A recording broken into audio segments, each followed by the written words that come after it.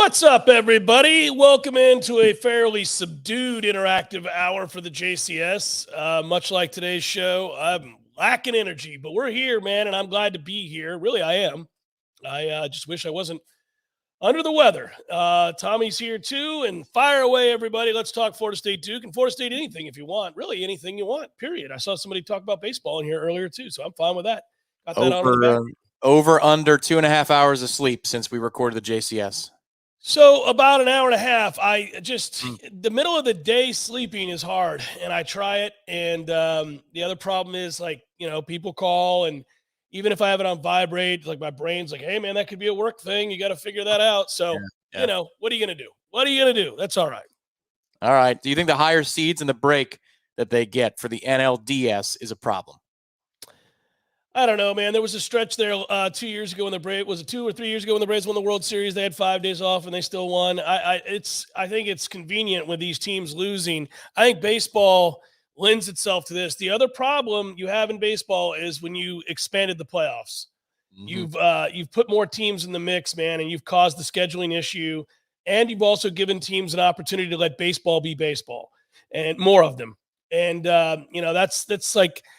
The oddity of it is that you could be the best team in baseball, and I could randomly take a team that lost 95 games and pitch you in a best 2 out of 3 series, and you could lose it. And you could be a 100-game winner. And people would be like, what the hell? And that's the nature of that game, man. It's a tough deal. I got somebody, this is Kayvon, says he's tuning in from Bumpus. Look at that. Big night out on the town, huh? Well, tell Eddie and Dan and the rest of the folks at Bumpus I said hello. What's it going to be, Kayvon? Let us know what you're having. I would go with the Uncle Sal. I don't know what would you do these days? Oh, man. What would I get? Oh, I always end up getting some sort of shrimp thing. I love all of the shrimp that they do. So, yeah, that would be me. Good evening, Troy. For a hottie toddy, so Florida man in Texas says he's told whiskey or tequila helps with day sleeping. And I'm sure he's talking about just in general getting after it before noon or 3 o'clock on a weekend. But have you ever done the hottie toddy? And if so, what's your recipe? I don't have a recipe for hottie toddy. I've done it when others have made it for me and said that it was their family recipe, and I've tried it, but I've never made one myself. It's never been a thing. I mean, I'm not against it. If somebody wanted to bring me one right now, I would probably take it. But I actually just took one of those horse pills that you only get behind the counter. I walked into CVS and said, give me the strong drugs, the illegal ones back there. Don't be messing around. Here's my ID. Let's go. So I should make it through the next 45 minutes and then be loopy. Tony asks, what's the next step this staff needs to take to become elite? Is it quicker in-game adjustments, not having to wait till halftime? Is it better recruiting in the front seven? Or is it making a change so that there are new members of the staff? Well, Tony's teeing you up on a sickly Wednesday night. I think there are very high caliber coaches available at certain spots that I would make a run at if I were Mike. I would tell you, we don't really recruit linebacker all that well with our current linebacker coach. So I'd be making a change there. Okay. I think that they're starting to trend better overall, though, defensively. This is not. I don't think this is a mirage based upon playing bad offenses. I think they're playing better. I think they're taking it to a level that's a little bit better than it was last year, even though there were a ton of blowouts last year. Would you think that's a fair statement or not? I agree with that statement. They're playing better. They still don't run zone worth a damn, but they're playing better. Ed, good job. Thank you, brother. I'll try that at some point. There's a Total Wine right down the road, and I appreciate that. Troy asks, do you think we overlook Duke because it's Duke? No, I think they'll have our attention. Duke is physical. The number one way you overlook a team, in my opinion, is not record. It's not record at all. Now, listen, don't get me wrong. You could maybe sleepwalk through a game where somebody's 0-6 or something like that. But for the most part, when a team has a good record or a decent record even, and you put on the film, you're going to look at bigger, stronger, faster. That's what I always did. I think that's what coaches do without saying it. That's certainly what players do. They try to get a sense of your size and your speed and your strength. Because after all, when we boil this game down to its simplest components, it is an awful lot about toughness and physicality. And scheme matters, don't get me wrong. It matters more and more the more even things are. But I will tell you that if you don't think somebody can hit you, you don't think somebody can run with you, it's easy to overlook them. But Duke's defense, at the very least, can run with Florida State and play with Florida State. I mean, they're not. I'm not trying to paint a picture like this is the 2013 Florida State defense, but I am telling you that they're more than competent, and they are extremely well coached, and they're very physical. They are. I think they're also the second best defense you've seen this year. And what's interesting is just watching. So I watched the Notre Dame game, and a lot of what Notre Dame did around line of scrimmage, they were set up very close to the line of scrimmage, because they don't have a bunch of weapons that they can spread you out 4 wide. And so Duke obliged, and they did a really good job of clogging up everything in the middle and stopping the run. Clemson, when they got to the half, they weren't able to run the ball very well in the first half. Most of the yards they racked up was in the second. They spread it out wide, man. Once they spread it out wide, things started to open up for Will Shipley and Phil Maffa. I just wonder, is that something we do this weekend? Did we see more, multiple receiver sets than double tight sets? It's just, this is another fascinating test. I've been enamored every week by different things. Like after, the bye week, it's Virginia Tech. All right, what do you want to be now? Now that you've seen 4 games of what you can and cannot do. And then for Syracuse, all right, this is a defense that did stop Clemson's run, and Shipley was held under 4 yards a carry. How do you attack them?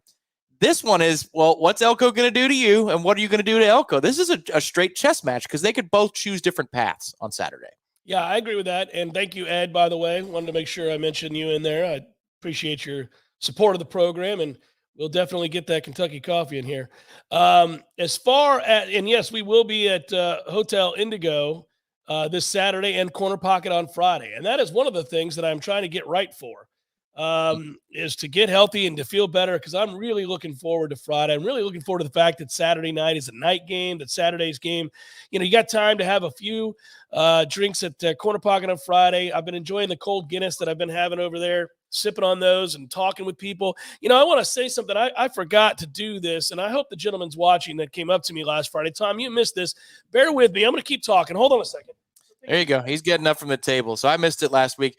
I had a sick animal in the house, so I needed to be on watch and on guard for the sick animals. Here you go. I want to show you guys this. And the gentleman's name I wrote down on a piece of paper. It's somewhere else close to me right now, or I would sell it. But he's from Chattahoochee, Florida. And Tom, you're not going to believe this. Is this TCL? What's going on here? What does he have for you? No. This is unbelievable. This is of incredible value. Okay, so first of all, that is Doug Williams. Hang on, I'm going full screen to you. Hang on one second. There we go. So okay. There we go. So this is Doug Williams, and that is autographed. Oh, wow. Okay, now I'm going to do you. So he's a Hall of Famer. This is the original. Holy crap! Is there like 5 of them? Yeah, so Ricky Bell signed this. You can't see because I'm an idiot, but Ricky Bell signed that. Oh, look at Bucko Bruce. That's ridiculous. Yeah, That's so cool. Let me show you this, buddy. Leroy Selman is in here. Oh, there's like 10 of them. Oh, Jesus. This guy, there's Steve DeBerg's in here autographed. Show and tell time with Jeff Cameron. Look at this. Do you see this? That's Leroy Selman, and that is autographed. And he brought these creamsicles. These are all from the 70s, the late 70s. His father, or actually his wife's father, owned, you can take me off of full screen. His wife's father owned a liquor store, multiple liquor stores in Tampa when the Bucks first started. And in doing so, they did promotions with the Buccaneers, and they'd get these signs, these posters, and players would come in and sign them and do, obviously big promotions. And he held on to it. The father is 98 and had to be moved into an assisted living program here recently, still alive and still sharp. And they said to him, hey, you've got all this cool Buck stuff out in your garage, and we don't know what to do with it, but this is amazing. Like, you've got stuff here that's worth something, and also just, we can't throw it away. What do you want us to do with it? And so he said, find somebody who would really appreciate it and remembers those days fondly and loves the Bucks. And this gentleman from Chattahoochee drove over on Friday and said, I think Jeff Cameron would love him, and he'll cherish him, and he'll frame him, and he'll put him up, so I'm going to give it to him. How sweet is that? Wow. And I'll say his name later this week. I just forgot. I left the paper in the back. Typical me, being an ass, forgetting that. But I just, that's what That just happened on Friday. Blew me away. How about that, huh? That's really kind. That's really kind. Unbelievably kind. I'm still reeling from that. I couldn't believe it. And I talked to him for a long time. He's friends with Butch Bundy's father. I mean, this is really Well, that makes a ton of sense. Yeah, yeah. yeah, it just cracked me up, man. So that's the kind of funny games we have at the corner pocket is people just rolling on in out of nowhere, having a cold one with you, going, "Hey, want this?" And I'm not talking about gifts. I'm just talking about you never know who you're going to meet. Yeah, no, it's true. And yes, you met Jack Nicklaus's photographer once.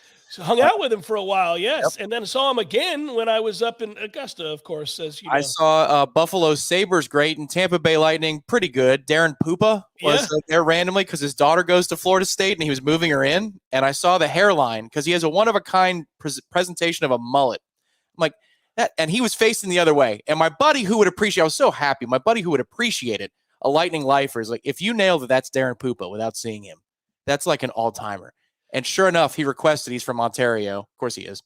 He requested the Raptors game. I'm like, he was watching a Toronto game. He's watching a Toronto game, Yeah. buddy. Yeah. And then sure enough, it was him. So that's the corner pocket for you. Oddly, I think I would have recognized Darren Puba just because I remember him from back in the day pretty well, but that's awesome as well. And I wouldn't have maybe actually as quickly as you did because I would have been thinking he's walking into the corner pocket. I'm telling it's like there's a mid part to the front of the Yeah. front of the mullet. It was very distinct. It was very distinct. Keith wants to know. He's hearing that from other Nole fans that Randy and Odell are too old school, which is why they're not getting 5-star defensive linemen and linebackers. Your thoughts on that? I don't think it's old school. I want to say this, and I'll be delicate with it. I don't think that either one of those gentlemen will be here much longer. And I don't think it's a matter of animosity or acrimony within the staff or anything like that. I mean, I'm just deducing the context clues here. Understand that Odell kind of already wanted to retire, A couple times. but but stayed on kind of as a favor and really was inspired. Um, Bill, you can go to hell with my bald head. It's beautiful. Look at how beautiful that is. He was inspired by the fact that Norvell was the antithesis of Willie in terms of being organized and button up, and that got him excited again because Odell was, I don't want to speak for Odell, but he was disheartened with what happened there, and really wanted to stick around and see this thing through. And I think he's probably ready to call it a day here real soon. So that's just context clues. I don't think Odell will be here much longer. It's not that he can't recruit. I just think it's a young man's game to be recruiting a lot of times and traveling a lot. So I wouldn't be surprised if he retires within the next year or two. And then Randy has never been a good recruiter, and I don't know why he's on the staff. Okay, well, I'll take half of this equation. How old do you think Odell Higgins is? First of all, take a wild guess. I would say 65. 56. He's 56. Is that right? If I he should have thought about his playing days. That's correct. Really? if he wants to be around, I think he's got the chops to be around. And the thing is, if they pull LJ McCray, there might be a couple reasons for that. No. This isn't recruiting related. I think he just wants to retire. Well, yeah, this was about 5-star defensive linemen. Yeah, I don't think when we're talking recruiting, Odell can recruit as long as he wants to. And I may have just cleared the way and cleared a graphic as to one reason that a guy like LJ McCray, if he does come to Tallahassee, might be here. Maybe it's the bottom third of the screen. I don't know. But I do know that according to our intel at warchant.com, that a lot of the ramp up has been Odell stepping in and taking the lead on communicating with that young man. He's very still renowned in the recruiting community as a father figure who on the one hand will put his arm around you, but then he will coach the crap out of you. I don't think his style is outdated. I don't think people tune him out the way they did Rick Trickett, and he's not 70 years old. If he wants to still coach, There we go. I think there we go. We got the Capiluto again. He's going mute. All right. So I'll pull up the next question and I'll read it slowly so Maggie the dog has a moment to calm down. It's all right. It was my wife's car, and she gets elated when she hears it in the distance. And so she loves. I remember when Christy first took her ownership of her and how clingy Maggie was to Christy. And that was, oh my God, nearly 10 years ago. How old is Maggie? Maggie is over 10. And now she's a daddy's girl, but if we pull up, either one of us in that car, forget about it. It is like elated time. I mean, you know how dogs are. They go nuts. Very quickly, I want to say this, just to put a ribbon on this. I am not suggesting to you that Odell Higgins cannot get the job done. I am suggesting merely that he's had multiple surgeries. He's 57 years old. It's tough to travel and recruit. I believe the time is sooner rather than later for Odell. Notice I spent a lot of time on Odell and very little on Randy. There you go. I'm not touching that other one. So what I'll ask you instead is, Dylan asks, what do you attribute the periods of inefficiency on offense to? A couple of things. I think the offensive line is fairly inconsistent and average, even at their best. And then I think Jordan's had moments where he's been inaccurate and could have kept drives alive, and some games where he didn't really feel like running. There's a couple things there, man, but I would start with the offensive line. Yeah, so inconsistencies in the ground game, that's largely offensive line, a little bit of the running backs, but if you're doing a pie chart, 80-20 OL, probably. Yeah, I would say that, but Jordan hasn't always made the right decision on those, by the way. That hasn't helped at times, for sure. Yeah. It would help on a couple of explosives. There was another one last weekend where, looked like there was a choice to be made. But then there's also a video right now that you can check out once we're done with the interactive hour, the Dominic Robinson breakdown of Jordan Travis. And it's about a half an hour of him going through game clips and talking about, things that work and that don't work. And Jordan's inconsistencies is part of it. And I won't give it away, but one of his minor theories or establishing theories is that he's never had to be the elite pocket passing quarterback in his life. Like, that wasn't who he was in high school. He might have been a thrower, but these guys that are the Arch Mannings or even, Bryce Young or CJ Stroud, the guys who just got drafted, they're told from 10, 11 years old that they are going to be the guy and the reason. And then there are other quarterbacks who are told, you can help us win the game. You can manage the game. You can run. You can do these other things, but you don't have to be the guy. And Jordan is trying that ball cap on as the man for the first time. And he's only into 6 games in his career of having that, that pressure to make those kinds of throws and make those kinds of plays. So anyway, you can see the full breakdown, but D-Rob basically gets into the fact that he's still learning how to conduct himself within the course of a 60-minute game as the guy from all parts of the field. And I believe that's accurate. Yeah, I believe that's accurate. By the way, Tucker A., I saw your question in here, and I will answer this, not on tonight's show, but if you want to email me, it's just jeff@warchant.com. I'll send you a list, buddy. Oh, there you go. Nice.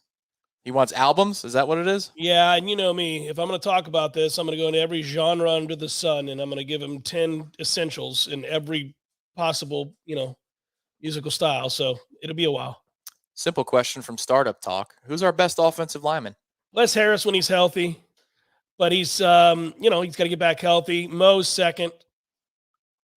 And then who's third? Darius? Darius is the third most valuable because he can play every position on the offensive line. We haven't seen a healthy Robert Scott in a long time, so it's hard for me to say Robert Scott, But Bless Harris is your best offensive lineman when he's healthy. Mm-hmm. Kayvon asking, have we been holding back all year for this game? Slow playing the season to throw off Elko, not Elmo and company. I think that there's something to that where I think we've just been playing standard vanilla Florida State offense, 2023 definition, the last couple of weeks. He might have something for Mike on Saturday, the way he had, something for Miami last year, or the way he had something for LSU out the gates last year. Do you agree? He might. He might. I hope so. But I don't think we've held anything back. He week to week, usually, if he respects the defense and respects the team, Mike has a little something. I've always been very impressed with that aspect of who Mike is as a coach. Greg wrote, Jordan often throws while moving backwards, I assume trying to avoid being hit after the throw. Does he do this in practice knowing he's not going to get hit? No, he doesn't. And that's an astute point, Greg. He stands in and throws the ball tall in practice because he's not going to get hit. What's interesting, Greg, and I watched this last week when I was trying to figure out what Florida State was going to do for the Syracuse game. Going back to last year, and it was, we talked about the depths of the throws and all that stuff. There were 3 or 4 throws last year where he did the same thing. I was surprised. So I think that's actually been a part of his repertoire of that quick 180 turn to bail out on the throw more than just this year when he's banged up with the left shoulder injury. Because that you would think it makes sense. That's the leading shoulder. That's what's in danger if you're going to get hit. And so get me out of the way. He kind of has done that in games before. I saw it, from 2022 games last week. I found that interesting. It is interesting. I wish he'd stop doing it. It'd be helpful. What part of Duke will be the most challenging to Florida State on Saturday? Trying to win first down. If you're going to run the ball at all in early downs, I think that you might struggle to do so. And then you're behind the chains and you allow Duke to play the game the way they want to play the game and get after the quarterback and perhaps mix up their coverages. And I think that this is also a weakness of Florida State in general. We're a weird team that relies an awful lot on explosive plays, and that includes the running game. We'll have a lot of, no gains, 2 yards, 3 yards, sort of average gains, and then all of a sudden break a big one. But it is a feast or famine kind of running game. You don't see a lot of consistency in it right now. That's an area of grave concern for me. It's Duke's defensive front to that end. It's just they can set the tone. Their effort is through the roof. They're smart. They know what offenses are trying to do to them. They can do multiple things. I mean, there's a lot to love about that front, and it's more than just 4 dudes. That's the best part of them. The thing I'm least afraid of is their linebacker safety group in terms of coverage. They don't do very good up the middle of the field, which is interesting, and I think it's something that we can exploit more than Duke's previous opponents. But that front is really good. It's above average probably in skill, but it's excellent in terms of their acumen. They're very smart. Jason writes, I was just looking at the roster and saw that Jaheim Bell and Johnny Wilson are juniors. Any chance we could work our magic again this offseason and bring them back? Well, tonight's show sponsor would have something to say about that, perhaps. And if you like having good players on your team, as Mark Stoops wanted to point out and correctly pointed out after they got bludgeoned by Georgia's really good players, he basically said to the audience, pony up. And I would say the same. The battle's in.com. As far as being a realist, I think you got zero chance of getting Johnny Wilson back next year. Maybe an outside shot at Jaheim Bell. I don't know. I would doubt it. I would seriously doubt it. I don't think either one of those two gentlemen come back, and I doubt Keon Coleman would be anywhere but the NFL. I think for what it would take, you would cost yourself a couple of players. I think it would take an awful lot. Like the Battle's End can do it. There's no doubt that they can do this. They can accomplish this. Right. But to what end and at what, cost?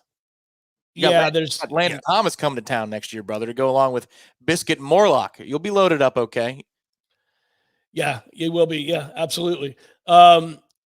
Less counter better. Is less counter better? Well, maybe this group isn't exactly equipped to do counter the way that we did counter a year ago or 2 years ago. And so I think they're finding that out. Different wrinkles within counter you can do as well, and they've started to add that. But they've got other facets. Hey, listen, let's not forget last year they ran plenty of outside zone, inside zone. They don't run a ton of power, but they inside zone and outside zone. Outside zone, especially the back half of the season, they got pretty good at it. The answer is yes, especially this week. Yeah. Again, in watching Duke closely for the Clemson game and then the Notre Dame game, if the run takes long to develop, this is the wackiest thing to say about Duke. I said this earlier today on the show, but if you take a long time to develop and you move laterally, they're too quick. I mean, that is something that's reserved for the elite blue bloods of college football. You got to go run right at them. Florida State needs to run right at Duke. That is how Clemson succeeded. That's how they gashed them. They were quick hitters. They might have run counter as literally a counter punch, not as their bread and butter. Right. But if you Notre Dame is excellent at pulling guards and all that kind of movement and the gap schemes and stuff like that. And Duke got downhill and blew it up routinely. They did the same thing to Clemson. So for this weekend, I think that's definitely. I'll tell you what, Tom, if we try to put out feelers early in this game and just kind of run for the sake of running, it's going to get blown up. I think you'll see some failures on early drives if they do that. Now, they don't have to do that. They could come out and say, you know what, Duke? Good luck. I've got Jordan in shotgun, and we're going 4 and 5 wide, and let's see what you got. Well, this is I think the path is spread them out. I think it's a little bit better of an idea. But, I mean, you could play it the other way and say, hey, Trey, I need you to fall forward all night. When you get hit, I need you to do what you do. You know how sometimes he'll turn his back, and it's almost like he does a leg press He's done it a couple times this year where he'll turn a run stuff into a gain of 3. Yeah. It's got to be that kind of night. I mean, I hate the cliche of the hard hats, but it's that kind of a night. If you're going to have success, they've got to be quick hitters, and you got to be not dancing around, not thinking. You got to be physical straight away. Mark, thank you as always. You're a pillar, as we say, and we appreciate you being so consistent and kind and supportive. Love the Duke talk. We need to bring it on Saturday, but I'm going to talk Wake, and I think Jeff will appreciate this. Can we go up to Snuggy Hill and win 63-10? Well, that Wake team just got handled rather easily by Virginia Tech. So could we? Yeah, we could. In fact, I'm kind of interested in Wake Pitt this weekend just to see, is like Pitt about to start to win some games? Are we going to have to worry about them now? They've benched Djokovic. It'll be fascinating to see what Pitt is. But yeah, I know we got Wake after this game. If they care to, man, it's hard to get motivated up at Snuggy Hill. But God, dog, is Wake Forest giving us plenty of reasons to be motivated up at Snuggy Hill this year. Yeah. Britt, thank you, Mark. I appreciate the contribution. And it would be a catharsis and a cleansing moment for all of us if we could drop a 60 burger, 70 burger when we go up. Just put them back in their hole, win 56-0, and walk out of there like, you're beneath us. We're done with this. Thanks. It was fun. Goodbye. Britt says, Aslan made a good point on Wake Up. Does Duke limit Riley Leonard and play the long game and try to get him closer to 100% in the ACC championship game? Well, go ahead. Duke's not going to the ACC championship game for starters. But secondly, yes, they will try, if that makes any sense to you. You've got a great season you can still have if you're Duke. You know, you have a home loss to Notre Dame that happened in the last seconds. You already beat Clemson. If you fall to Florida State, your 2 losses are to Notre Dame and Florida State. No shame there. You're still going to play North Carolina later this year, right? And so I'd try to get them right for that game. Correct. And get them right. Yeah. To try to make sure we win 9 games again is the way I'd be looking at it if I were him. Which you're correct to have hope if you're Duke, because, I mean, like, when you're going to be this close again? I know they played us in 13, but when are you going to be this close again where you can, without divisions, make it to the championship game? That's the remaining schedule. They have no conference losses at present. 0. Now, you could pencil in 1 if we handle business on Saturday, but then they play Louisville. I mean, if Leonard's got to be back in time for that game, I think. Not just the North Carolina game. He's got to be ready for next week. Yeah, that's tough, man. Yeah, I hope he is. Because 3 of those games are winnable. Easily. Wake, Virginia, Pitt. Come on, Duke. You should handle business in those 3 games. Agreed. Louisville, you probably should win if you have your quarterback.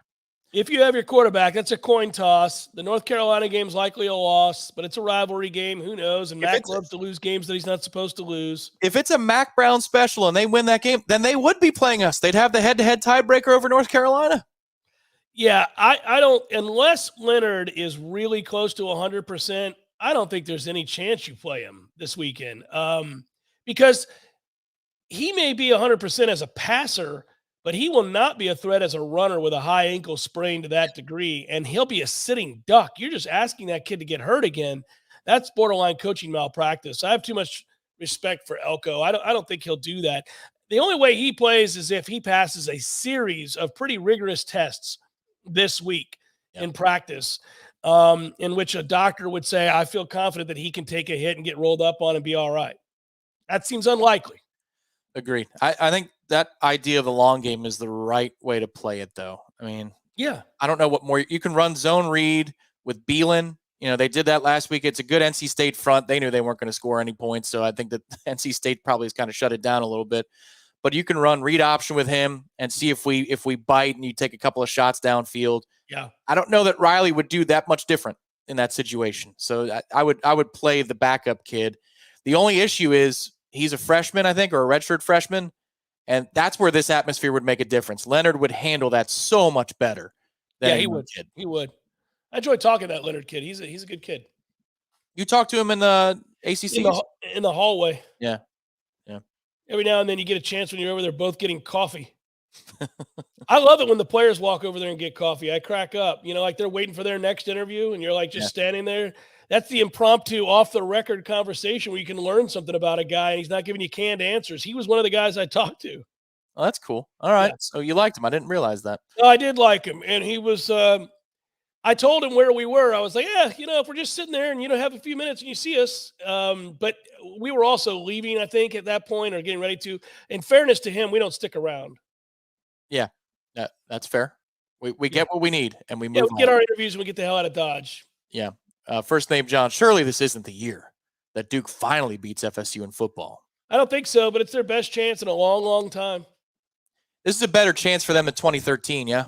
Yeah, for sure. That 2013 team was one for the ages. They can get the hell out of here with that nonsense. They had no chance in that game. Jeremy says, any concerns about Duke's offensive coordinator familiarity with Mike Norvell since he was the OC at Memphis? There's a lot of ties between the two staffs again. That is correct. And coaches, listen, the bottom line is they review tape for these games. They know what a coach is or is not. I remember I've had a couple coaches tell this to me, that's one of the more overrated things about coaching that fans like to say or that media people like to say. They've got great familiarity with one another. Mm-hmm. Yes. Does it factor in? Sure. Especially if you're like in the SEC and you were on Saban's staff for 6 years and now you're a head coach, some of the things that he likes to do, but you know what else? You know how to look at tape. You're going to see that anyhow. A guy that's been in the league for a long time, you're going to know what he likes to do. Yeah, the only thing you need to do, we all know this, right? Change your signals. Just change your signals when you see a coach who has been with you. That's all. Not too much to ask. Eric says, is the baseball team going to be better this year? Without question, they really couldn't be much worse, and they have added some nice puzzles, pieces to the puzzle. Yes, they will be appreciably better. Eric, I'm not telling you they're like off to Omaha, but they're appreciably better. Yes. That's good to hear. They'll be different. 26 new dudes. You're going to look different. That's well, for sure. And there's some dudes. When the time comes, by the way, Eric, I will talk. I'll talk obviously to Link, but B, I will talk with you guys about what they've added. There are some really nice pieces here. They have improved their roster quite a bit. Now they had a lot to do, so that's good to hear. But they were a long way from being relevant last year. Yeah, agreed. The questions, keep firing them in. Here we go, Lee. There's the standard one. Who breaks the rock on Saturday? His thoughts are either Jaheim Bell, which is, I think that's a great guess, and Jared Verse. My answer was Jaheim Bell. So I think he and I are on the same page. I think a guy who has a chance to break it, just because Keon's done it a bunch, they haven't seen receivers like this in the perimeter. I really think there's going to be an opportunity to go one-on-one. Like Ira was talking about it on the report. The Warchant report will be up tomorrow. He's of the mind that he would think Elko is going to take the Clemson path, which is to come up and commit to the run and force Jordan to make plays to the perimeter. I'm not so sure. I think that defensive front, I'd rather leave them with even numbers, and see if they could handle the run in that manner and then assist my secondary on the perimeter. But you could really do it either way if you're Elko, to test different facets of the offense. Either way, though, I think there's going to be a lot of one-on-ones for Florida State's receivers in the perimeter. So like Johnny could have a big bounce back day after coming back from injury. I hope you're right. I think it is fascinating to view the way that, or try to get in the mind of Elko. If you're Elko, do you look at this Florida State offensive line and say, my front can handle them without help? He might. And if that's true, it changes the game. Yep. It changes the game. So that's how I would start the game if I were him. It's all about the front, though. Again, that second level, I'm just, when Clemson decided to spread it out and make things more simple for Klubnik in his first, start of the season, it's like his 5th or 6th in his career. It was a stark difference. Clemson was able to own the line of scrimmage in the second half when they spread things out. So this is a classic chess game, which is going to be pretty cool. Robert says, is Duke the 4th best defensive line on the schedule, or are they higher than that? Well, okay, so Clemson's number 1. The best defensive line that we've seen is Clemson, and probably will be the best that we see, period, until you play Georgia in the national championship game and win it, or something like that. Next up, Miami's defensive line's pretty good. Let's see. Who else's defensive line do you love that we're going to face? Was LSU's better than Duke's? As funny as that question is to pose. It's got more dudes that project to the league, but they don't play like it, man. I don't know. I don't know what to say about that. I get your point. Might be in terms of recruiting value or maybe NFL Yes. draft projections, but Yes. they play together. They play as one. It Yeah, doesn't matter what Duke is four a guys. really good example of what a cohesive, well-coached unit can do. Yeah. But it might be the answer. It might not be. So there you go. There's a good answer for you. They have on paper and numbers the best corner in the ACC right now. Do you play him on Johnny or Keon? Got to be Keon, right? If you have a great corner, you follow Keon around the field. Yes. Yes. Always. Keon is the best receiver on the team. Yeah. It's not really close. Unless that corner is 6'5", and you're like, okay, you know what? The jump ball goes away, and we'll figure out Keon over here. Yeah. Yeah. CSBM guys asking about the uniforms. They're not going to be the N7s, and Florida State doesn't typically release their uniform choice until like an hour or two before the game. But they will not wear N7s for this weekend. The coaches, as I understand it, though, are wearing N7 polos and gear on the sideline. So it's probably garnet and gold or some facsimile. So the N7, Tom, that you keep referencing, and those are just the heritage jerseys. Yes. Okay. Yes. Yeah. Mm-hmm. Yeah, I think that was the name of the series that Nike released for several universities that have Native American heritage mascots. I see. Well, it doesn't give me get off my lawn vibes to answer Britt's question. I'm open to it as long as I don't necessarily want our players to wear the jerseys, and they're not going to. But I'm fine. I have a really beautiful couple of those that I think are nice, and I like it when the basketball team wears them, frankly. So yeah, I'm all right with it. Yeah, what sports is it okay? Do you think it looks proper? I think soccer's fine, basketball's fine. Yep. Baseball, no. Softball, no. Nope. Maybe track. Track. Yeah, sure, you could. It's no, I'm fine with it. I get it. I understand that there's an advertising angle to all that, and jersey sales are at the heart of what Nike's doing. I understand that. Okay. I also know there's a percentage that goes back to the Seminole tribe, which is also a good thing. And I actually love the colors. So yeah. Who has a larger weekend, more impactful weekend on Saturday, Sunday? Well, so just the weekend in general. Jaheim Bell, since you think he's going to break the rock, or the Battle's End? Oh, the Battle's End is in a good position this weekend, guys. I'm just going to tell you, there's a lot of energy in the air. I've got people reaching out to me that I never talked to in my life, people that are associated with players, people that are associated in some way, shape, or form. I caused a stir on the Jeff Cameron show on Monday, apparently, Tom. Is that confirmed? Did you? Yeah. Apparently, there's some things got back to people, and all of a sudden now, because I've been talking about certain kids that I think are going to end up at Tallahassee, and folks know I don't go venturing in that realm all that often. So when I do, I tend to snag a good one. Like I did with Noddy and like I've done with others. So I think the Battle's End is in a good position this week, and I think there may be some celebrating to do after this game, and not just because of the result of the game. That wasn't even a live read. That was a legit question because it's Break the Rock, which is most impactful player in the game versus what the bottom of the screen is suggesting. Okay. Yeah. Aaron, 2 questions about the running game. Number 1, does Trey rack up 100 yards rushing this weekend? No. I say yes. All right. I like that you do. It's the wear down factor. I don't know that it's going to be in the first half per se, or, he's not going for 60 in the first half. I usually say yes to that question, by the way, but. Would you all love to see a lot more CJ Campbell is the second question. I like him a lot. I love our backfield, man. I think they've got very capable plus players in their backfield. Keziah Holmes is a nice player. CJ Campbell's a nice player. Obviously, we know Rodney Hill is a really good player. Toa Feely is kind of a Swiss Army knife. You got your best back in Trey Benson for sure, but yeah, they got a lot of dudes. Yeah, it's a good answer. It's a great problem to have because he has a nice run. I was like, 22. Okay, I see you. First half. Listen, I love all those guys. Every time I see him in practice, I'm like, oh, he's good too. And he's good too. I don't do that often. Like there at linebacker, I go, oh, there's the 2 starters. There's Blake. Kayvon asks, is this a Cat 5 and what is the status of the buffet? I'll start answering the second part. Buffet is a full go. 4 o'clock, doors open in Hotel Indigo on Saturday. You might even see a representative of the Battle's End at that point. He usually comes by to say hello before the show. And 4:30 beginning to the show. But the buffet registers sausage. I believe they do burgers as well, but it's all about that registers for me. So yes, buffet is good to go. Cash bar, good times, good times. And is it a Yeah, cat? and it's not a Cat 5. Okay. Was it Not a Cat. close? Was it close? Not really. Okay. It's a Cat 3.5. Good question from Wes. Without giving an exact prediction, do you guys expect the streak of scoring 30-plus points to continue this weekend? I do. Okay. I do.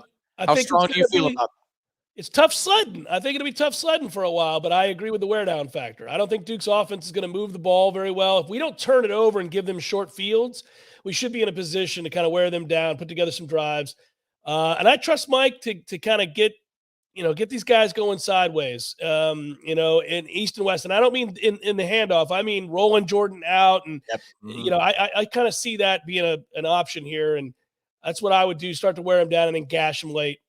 Yeah, I agree. I think there's a chance. Like last year, you and I both felt very, very confident about the road trip to Miami and what the statement could be. Oh, and I think we said we would beat that ass. Yeah. I think there was a video that Monday said, "Get ready for your ass kicking" or whatever. And I was screaming it from the mountaintops. I called my shot. I was yelling at everybody. This game's not going to be close. It will not be competitive. I told anybody that would listen within 100 miles that this is nothing. That they have nothing.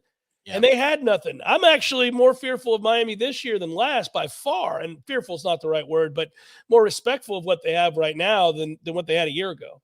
Yeah, agreed. I don't quite feel on that level about the Duke game, but I feel confident that we could come out of this saying, "There's your statement." Okay, because Duke's offense is going to assist the Avalanche, but you could see an Avalanche. I think we match up very nicely against what they are unproven at doing. Didn't you see this being kind of a weird, annoying game for a long time though, where it's like you do something stupid. Maybe it's forced because they've got a hard hitting defense and somebody creates a turnover or something weird. Like I could see us sitting there midway to late in the third quarter, and you're like, man, it's 24-13. Yeah. Okay. And you could just see something like that. I wouldn't be surprised by that at all. I would be a little bit that they have 13 on the board. That turnover would have to create a short field. I think that's part of it. But Clemson was in that kind of a game. Yeah, the scoreboard reads that Clemson got blown out, but they're inside the 5-yard line how many times? Yeah. They do all the legwork, and then that's the annoying part. They still have the ball down 13-7. They're driving in the second half, and you're like, oh, Clemson's going to figure it out, and then they just never did. No, they kept turning the ball over and doing stupid stuff, yeah. Two fumbles inside the 5-yard line will hurt your feelings. Yeah, especially when one's returned back to your 10 or whatever it was. Yeah. So you can't kick a field goal. There's a path to what you're talking about. Sure, I don't know. There's a very easy path. Defense travels. If somebody plays well on defense, they give themselves a fighting chance. And if Jordan is off and not hitting guys, and you have a couple of empty series, Duke gets emboldened. They know they've already beaten Clemson. They saw how close our game was with Clemson. They're going to come in here believing. I'll just tell you that right now. Confidence is a big deal, and they've got a lot of it. They're going to come in here believing they can win the game. And I'm fairly certain Virginia Tech did not come in here believing they could win the game. I know Syracuse came in here not believing they could win the game because, hell, their head coach told them how freaking awesome Florida State was every day of the week. Mm-hmm. Hog Watcher, what's good, Trash Talk TV? How you doing? Hog Watcher says, oh, nope, that's the wrong one. It's the other Hog Watcher comment. Does a 5-star in today's market get more money than a current player that is projected to go in the first day of the NFL draft? No. But at what point is that cutoff? Maybe 3rd round, 4th round, something along those lines? I got to look at what the average signing bonus is for a 3rd round or a 2nd round guy. I used to know. First round pick in the NFL is guaranteed an estimated value of $41 million and a signing bonus of $26.9 million. There's nobody coming close to that, guys. Jaden Rashada, not even him, and the leaked figure that Florida said they were going to pay and then they couldn't pay because that's ridiculous. Yeah, no, it's probably 4th round, 3rd, 4th round. Is that cut off? Yeah. So, yes, 3rd or 4th round. It's not close. There are exceptions, very few. Like I'm sure Caleb Williams is doing all right for himself. But yeah, there aren't too many. Arch Manning did all right for himself, but yeah. Let's see. I'm looking for another question. Guys, is the battle of first down on both sides of the ball as crucial as it was when discussed prior to LSU? No, not as crucial on both sides of the ball as it was with LSU. I don't think that you've got to dominate on first down against Duke defensively. Duke could be in 2nd and 5, and I wouldn't be like, that's a successful play on first down for Duke, and I wouldn't be like, oh, we're reeling. But I do think Florida State needs to be more efficient on 1st and 2nd down. I will say that. I think the only way Duke could be in this game to win it is if they get you in 3rd and 5 or longer repeatedly. Then mistakes are made in those situations. Yeah. This is another one like last week for Syracuse. The offense needed to be decisive, get the ball out. Yeah. The longer that you hold the ball or the longer that it takes for a play to develop, you're just playing right into Duke's hands. The decision needs to be made quickly. Yeah. Let's see. So Joey's fitness journey is taking him to Tallahassee. It's his first game in over 10 years in Tallahassee. Welcome in, Joey. I hope you have a great time. Come on by and see us at Hotel Indigo. It's going to be a completely different setting around Doak than you're used to. That is correct. The difference is absurd in the way it's constructed around the stadium. Tim wrote, do we have total confidence in the kicking game? We sure as hell do. If it comes down to a last-second kick, well, I'll test that confidence. It's 47 yards, 3 seconds to go. You're down 2. Oh, well, I'm not happy about that scenario. Sweet Jesus. That is a college kid trying to make a kick to win a game at the buzzer, and I don't trust any kid in America to line up and feel good about that kick. So this isn't a knock on our kicker. That's any kicker. I mean, watch Oregon, Washington. We watched all these games last weekend. It happens every week. I will say I feel a hell of a lot better about it now, not for the obvious reasons, but that 48-yarder he kicked at Clemson was critical. And he crushed it, yeah. And he made his field goal last weekend without any problem. And you could feel the magnitude of that kick, though. Like, if that doesn't go through and Clemson has a nice starting field position, like, man, that game might come off the tracks at that point. Let's see. Guys, is this the game where we put it all together? Asks Lonnie. I feel this is the game we show America what we are. You think it's possible? So. No? I don't think so. Tom does, and I don't. We disagree maybe for the first time this year. I don't think so. Listen, we just put it together pretty damn good against Syracuse. Yeah. That was a thorough ass beating. Mm-hmm. I understand there were 2 series in particular that are just awful, but I don't know if that's just not who we are with an inconsistent offensive line. If you kick the field goal, you're disappointed about not turning a turnover into 7, but we're not talking about it. We're talking about, wow, look at that. The red zone efficiency's been off the chart, and you had 14 out of 17 were touchdowns entering that game. That's a shame, but it wouldn't extend beyond that's a shame. Correct. Maximus, how long before Elko gets poached? After this year, I think he'll take over at Texas A&M when they fire Jimbo. It would be a good hire on their part.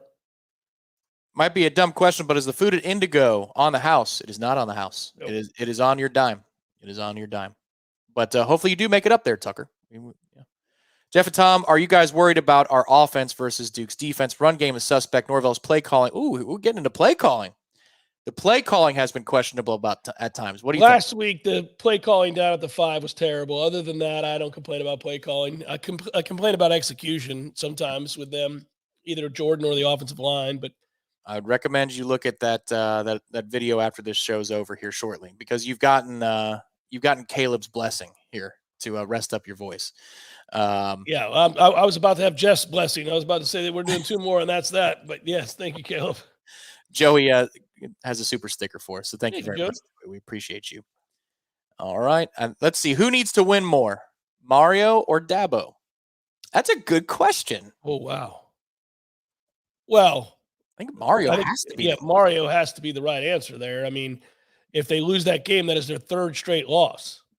But if Dabo loses, Miami hasn't won an ACC home game under Mario Cristobal. I know. If Mario loses, if Dabo loses, it just confirms what most suspect, that he's lost the grip a little bit. But he's got some good players coming back, and obviously the resume is much greater than that of Mario. So, it'll be tough times for him to have to hear all the bashing, but he's not going anywhere. Mario, meanwhile, could lose some members of this class and really kind of squander an opportunity here to bring in some top tier talent. So I think Mario needs to win this more. Dabo's got good coordinators and good players. That's the way to answer that. So Yeah. you can survive more if that's the case. Any chance that Mario could be fired this year? I don't think so. They would have to have.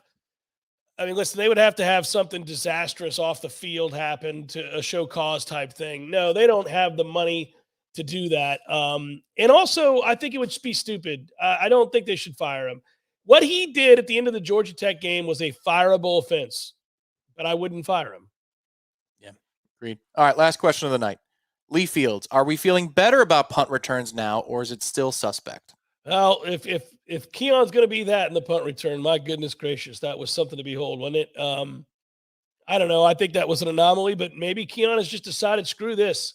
I'm going to go make plays. And I'm not going to doubt Keon Coleman. If that's what he's decided, and he's more confident catching the ball, then I've got little problem believing that he can make people miss. I think the legitimacy of the hope starts with the confidence. Yeah, that's for sure. Yeah. If a kid like that believes, then everybody. Yeah, that had to go a long way. I have to agree.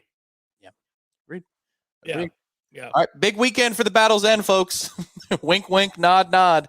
Yeah. Maybe you could help. Hey, I just ordered that the quarter zip. You ordered one? I did order one. I ordered it from thebattlesend.com, and then I told Ingram that I had ordered it, and he got mad at me. He said, I would have given you one, Jeff, but thanks so much for the contribution. I was like, of course, buddy. I like good players. Ingram, I'll contribute in other ways, like telling people to go to thebattlesend.com. If you can find an XL quarter zip and bring it to Indigo this weekend, that would be wonderful. You make Tom pay for that quarter zip. Tom's not broke anymore. Tom's got money. Make him buy that damn quarter zip, Ingram. It's a beautiful quarter zip, and he loves pullovers more than most Americans combined. I do. So I'm telling you right now, get you that quarter zip, Tom. I'm also not cheap by trade. It's just, Yeah. You pay for that quarter zip. They're gorgeous. Last one. Ray McCoy. What's more important, ball control or turnovers? It's kind of the same thing, but I think he's talking about time of possession. Well, I'm not worried about our time of possession. I'm worried about getting them off the field, and I'm worried about. I understand what you're saying. Just don't turn the ball over. Duke's offense is going to struggle to score. Don't turn it over and give them short fields. Here's the answer: ball control for them, turnovers for us. Yeah. Agreed. Yep. All right. Peace out, everybody. Matthew wants a quarter zip too, Ingram. You should drop one off for him. There we go. All right. Good night, folks. Hit the like button on the way out. Subscribe to the channel and check out some more. Thanks, everybody. Off to bed. Be good. Talk to you soon. It's $1 for 2 months. Goodbye.